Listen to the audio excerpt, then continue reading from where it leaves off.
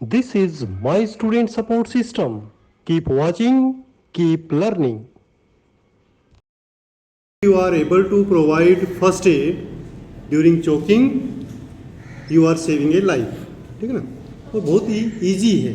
ठीक है ना, कोई इंस्ट्रूमेंट की ज़रूरत नहीं है, सिर्फ प्रेजेंस ऑफ माइंड की ज़रूरत है, आइडेंटिफिकेशन की ज़रूरत है और आप चोकिंग को रिमूव कर सकते हो. ठीक है, तो चोकिंग होता क्या है, सबसे पहले हम ये देख लेते हैं. बहुत ही कॉमन है ये और ट्रीटमेंट भी इजी है.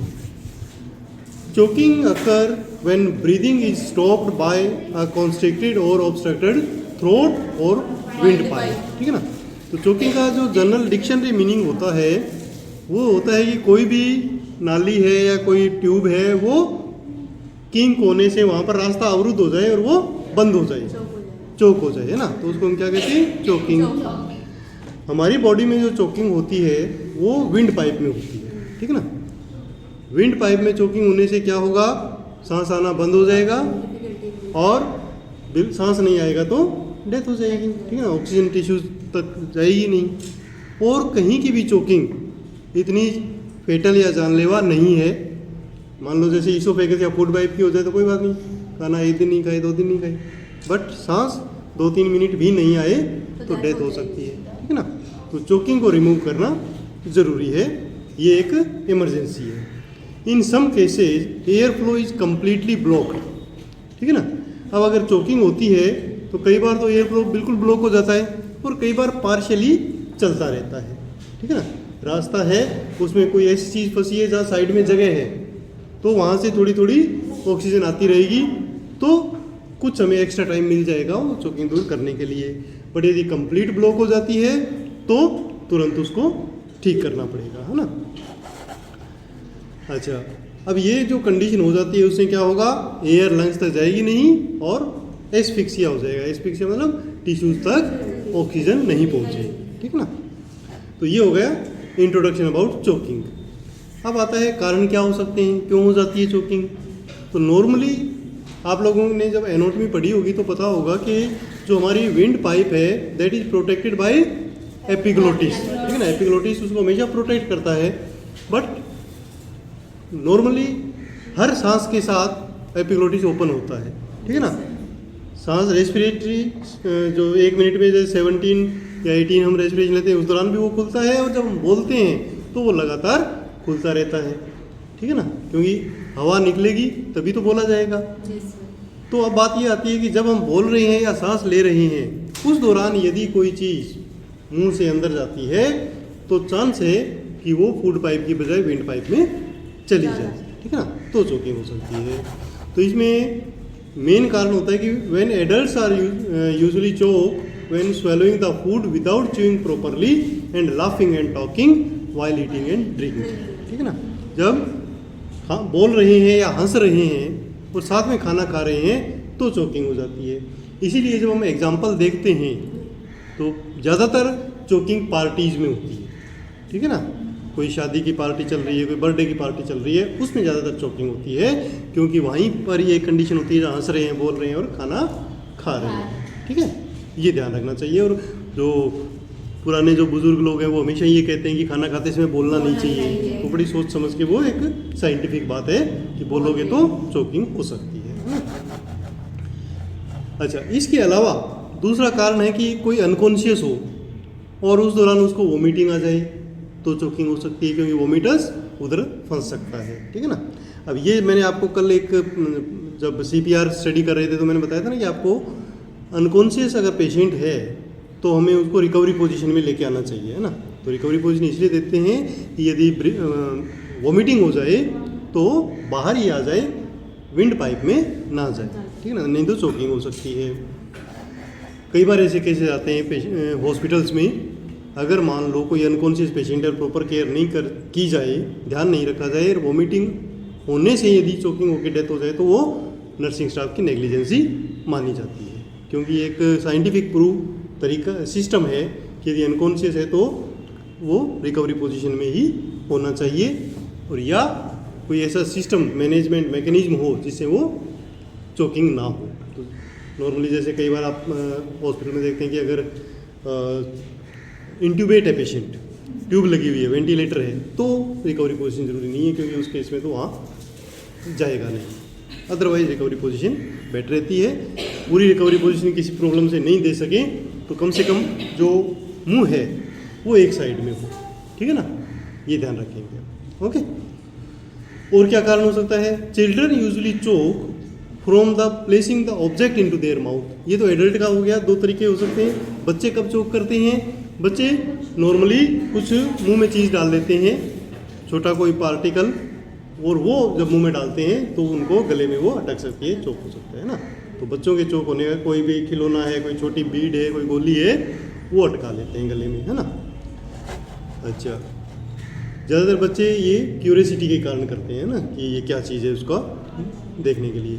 However they may also choke when eating too quickly or when talking with their food in mouth. जब मुंह में खाना है और उसी दौरान बोल रहे हैं, ठीक है ना, तो क्योंकि उनको तो पहले किसी ने समझाया नहीं, तो वो चोक कर सकते हैं। तो इतने ये बेसिक तरीके हैं जिनसे चोकिंग हो सकती है। अब आता है क्वेश्चन कि पता कैसे चलेगा कि चोकिंग हो गई, ठीक है ना, क्योंकि जिसको आज तक कभी चोकिंग हुई नहीं वो बोल के तो बता नहीं पाएगा कि ये चोकिंग है, ठीक है ना, तो आपको उसको देख के समझना पड़ेगा। तो इसलिए हमें sign and symptom of choking पता होना चाहिए, ठीक है ना। इनएबिलिटी टू स्पीक, सबसे पहला है होगा कि अगर वो जानता भी है तो बता नहीं पाएगा कि मेरे को चोकिंग हो रही है। क्यों?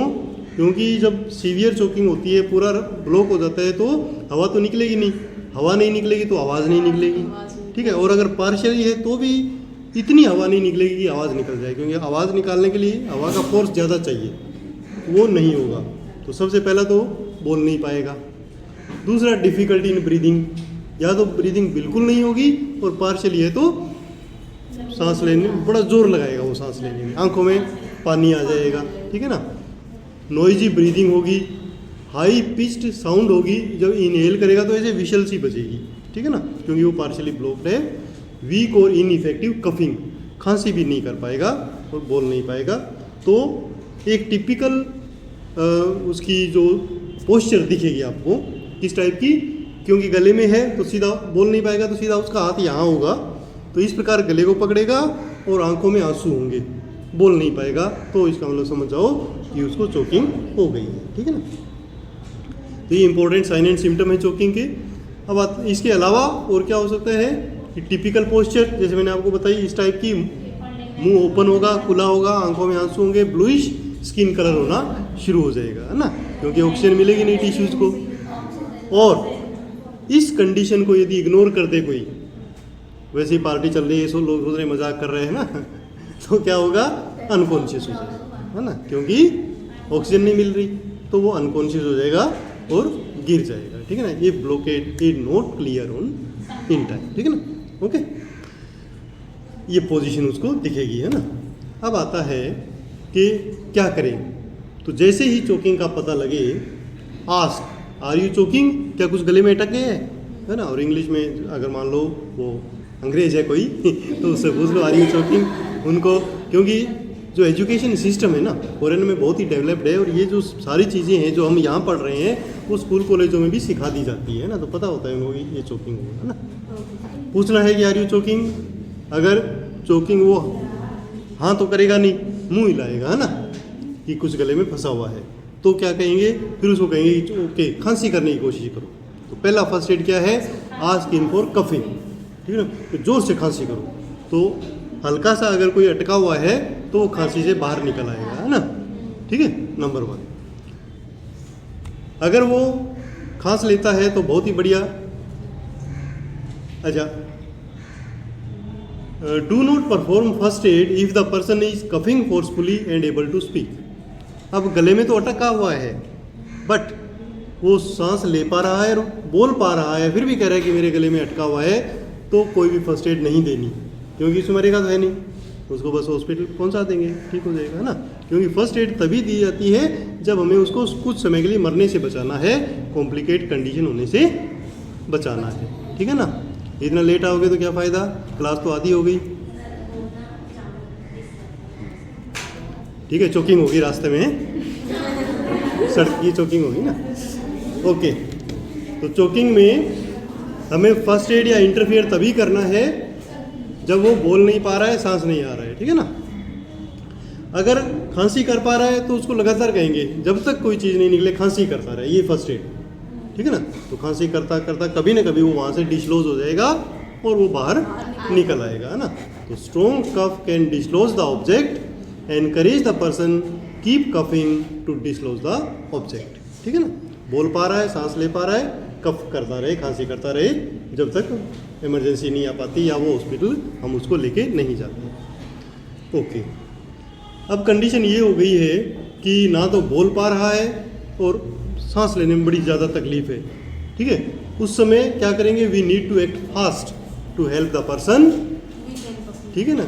क्या कर सकते हैं, जल्दी से जल्दी हमें उसके दूसरा फर्स्ट एड देनी है। तो उसके लिए क्या करेंगे, नंबर 1 एक सिस्टम होता है बैक ब्लो और नंबर 2 एक सिस्टम होता है एब्डोमिनल थ्रस्ट या हेल्मिंग मैन्यूअर, ठीक है ना। तो ये 2 तरीके हम कर सकते हैं, ठीक है। कहाँ घूम रहे थे बच्चों, क्लास से बाहर नहीं जाना है ना, इधर उधर नहीं घूमना। तो ये 2 तरीके हैं जिनसे हम चोकिंग को हटा सकते हैं। अब जब आप लोग पूरी ट्रेनिंग करके, और मैंने पहले भी आपको बताया था कि छोटी छोटी बातें आपको फ्यूचर में काम आएगी जॉब के लिए, वहाँ पर मोस्टली जब आपका इंटरव्यू होता है तब ये चीज़ पूछते हैं कि अगर मान लो किसी पेशेंट को या पासर भाई को चोकिंग हो जाए तो आप क्या करेंगे। तो हमारे पास 2 तरीके हैं, खांसी वाला तो पहला हो ही गया, बट इमरजेंसी के लिए हम बैक ब्लो करेंगे और एब्डोमिनल थ्रस्ट या हेल्मिंग मैन्यूअर करेंगे। अब ये कैसे करेंगे ये हमें पता होना चाहिए। नंबर 1 बैक ब्लो, ठीक है ना। बैक ब्लो के लिए क्या करना है, उस व्यक्ति के पीछे खड़े होना है और हाथ की ये कंडीशन बनानी है इस टाइप की, ठीक है ना। उससे क्या ज़्यादा तेज लगता नहीं, बट एक प्रेशर अच्छा क्रिएट हो जाता है, ठीक है ना। अब क्या करेंगे, उसके पीछे खड़े होंगे, उसके आगे से ऐसे हाथ रखेंगे, चेस्ट के आगे हाथ लगाएंगे और पीछे से जोर से मारेंगे, ठीक है ना। कहाँ, बिटवीन द शोल्डर ब्लेड्स, ठीक है ना, शोल्डर ब्लेड्स के बीच में, ठीक है ना। उसको कहेंगे थोड़ा सा आगे हो, वो झुकेगा अपने इस हाथ पर, ठीक है, और पीछे से जोर से मारेंगे, ठीक है ना। तो उससे कई बार जो ऑब्जेक्ट है वो निकल आता है। कैसे निकल आता है कि एक तो थोड़ा सा ग्रेविटी ऐसे झुक गया वो, प्लस जब तेजी से मारेंगे तो अंदर से सांस बाहर निकलेगी, लंग्स में से हवा निकलेगी और वो उस ऑब्जेक्ट को बाहर निकाल देगी, ठीक है। तो बैक ब्लो हो गया। अच्छा, 5 बार हम मारेंगे, ठीक है ना। एक से निकल गया, ठीक है, 2 3 4 5 बार उसको मारेंगे, पिटाई कर देंगे ना, बदला लेने है तो वो भी लेंगे क्योंकि उस समय हमारा है कि पिटाई से उसका कुछ नहीं होगा, बट मर गया तो क्या होगा, है ना। तो इसलिए जोर से मार सकते हैं, ठीक है ना, वहाँ पर परमिशन है।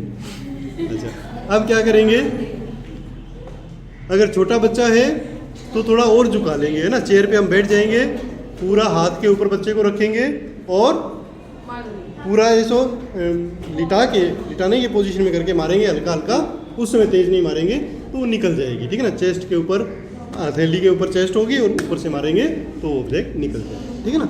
तो इस प्रकार हम कोशिश करेंगे कि बैक ब्लो से वो ऑब्जेक्ट बाहर निकल जाए। अच्छा, तो ये सब हम बड़ी तेज़ी से करेंगे क्योंकि ज़्यादा टाइम हमारे पास नहीं होता है। यदि ऐसा करने से निकल जाता है तो बढ़िया, नहीं तो फिर सेकंड प्रयास करेंगे एब्डोमिनल थ्रस्ट या हेल्मिंग मैन्यूअर, है ना। इसमें क्या सिस्टम होता है, ये सिस्टम ऐसा होता है कि सबसे पहले हमें हाथों की पोजीशन एक स्पेशल बनानी है। किस टाइप की, इस टाइप की, ठीक है ना। ये फिस्ट है और जो हाथ है वो हम ऐसे रखेंगे, ठीक है ना। ये फिस्ट बनाई, उसके ऊपर हाथ ऐसे रखा, दोनों हाथों का इस प्रकार एनसर्किल करेंगे, किसको, उस व्यक्ति के पेट, ठीक है ना। कहाँ पर, जहाँ पर चेस्ट कैविटी खत्म होती है उसके नीचे और जो अम्बलाइकस है उससे थोड़ा सा ऊपर, ठीक है ना। और उसको, हाँ, पहले ये वाला फिस्ट वाला पहले रखेंगे और इस हाथ से प्रेशर लेंगे, ठीक है ना। अच्छा, अब उसको कहेंगे आगे झुको, थोड़ा सा उसको कहेंगे आगे झुको और जितना हम में ताकत है उतना हम इन हाथों को पीछे लेके जाएंगे और इतना पीछे ले जाएंगे कि चाहे वो उसको उठा देंगे, ठीक है ना।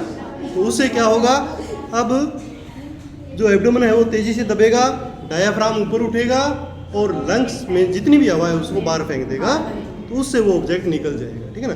तो बैक ब्लोस जो मारते हैं अपन उससे कुछ हवा आती है, बट इससे बहुत ज़्यादा हवा बाहर निकलती है और 99% वो चीज़ बाहर निकल जाती है, ठीक है ना। तो ये भी सबको आना चाहिए, ऐसे करके आप उस व्यक्ति की जान बचा सकते हैं, ठीक है ना। और जब तक नहीं निकले तब तक 3-4 बार लगातार ये प्रयास करते रहना है, ठीक है। नॉर्मली ऐसे चीज़ बाहर आ जाती है गले से, वो बोलना शुरू कर देता है, ठीक है ना, चिल्लाना शुरू कर देता है, तो इसका मतलब डन हो गया हमारा काम, है ना। तो ये सिस्टम, और बच्चों में है तो थोड़ा सा उसके लेवल पे आएंगे और प्रेशर सेम तरीके से देना है, थोड़ा सा हल्का प्रेशर देंगे और कर लेंगे। कितनी बार करना है? 5 बार, है ना। 5 बार हम प्रयास करेंगे और देख लेंगे फिर मुंह में कोई चीज़ बाहर निकली है नहीं निकली, वो बोल पा रहा है नहीं बोल पा रहा, ठीक है ना। कई बार क्या होता है कि चीज़, वो जो ऑब्जेक्ट है वो निकल जाता है, बट मरीज को काफ़ी पेन हो रहा होता है अंदर, तो वो बोलने की कोशिश भी नहीं कर पाता, बट सांस आना शुरू हो जाता है, तो ओके कई देर तक बाद में पेन भी रहता है। अगर ये हो गया तो ठीक है। अब भी नहीं हुआ तो क्या करेंगे? If no activity then again back blow 5 बार, फिर बैक ब्लो, फिर नहीं हुआ तो 5 बार एब्डोमिनल थ्रस्ट, फिर नहीं हुआ तो बैक ब्लो और एब्डोमिनल थ्रस्ट। ये हमें कंटिन्यू करते रहना है। कब तक? जब तक एम्बुलेंस नहीं आ जाए या व्यक्ति को हॉस्पिटल हम पहुंचा ना दें और या ऑब्जेक्ट बाहर ना निकल जाए, ठीक है ना। ये करते रहेंगे। अच्छा, अब क्या होगा? फिर भी नहीं निकला तो व्यक्ति नॉर्मली इस कंडीशन में बेहोश हो जाता है या गिर जाता है, ठीक है ना। इतना कुछ करने के बाद गिर जाएगा। अब क्या करेंगे? Keep performing 5 and 5 until the object is dislodged or the person become unconscious। Unconscious हो गया, लिटा देंगे इसको सीधा फ्लैट, है ना, ठीक है। कौन सी पोजीशन में? स्पाइन पोजीशन में सीधा लिटा देंगे फर्श के ऊपर। और क्या करेंगे? कॉल करेंगे दोबारा से, किया दोबारा कॉल करेंगे, पहले भी किया था हमने, और हो सकता है उसमें नहीं करें तो भी चल जाएगा, बट अब करना पड़ेगा, है ना। 112 पे कि वो व्यक्ति वो बेहोश हो गया है, चोकिंग है, इमरजेंसी है, जल्दी से आओ। और आप क्या करेंगे उसके बाद? CPR शुरू कर देंगे। इसलिए हमने कल पहले ही CPR आपको पढ़ा दिया था, अब हम CPR शुरू कर देंगे, ठीक है ना। तो ये अब वैसे तो क्या है कि हार्ट तो चल रहा है बट सांस नहीं आ रहा, तो भी हम CPR उसको देंगे, ठीक है ना।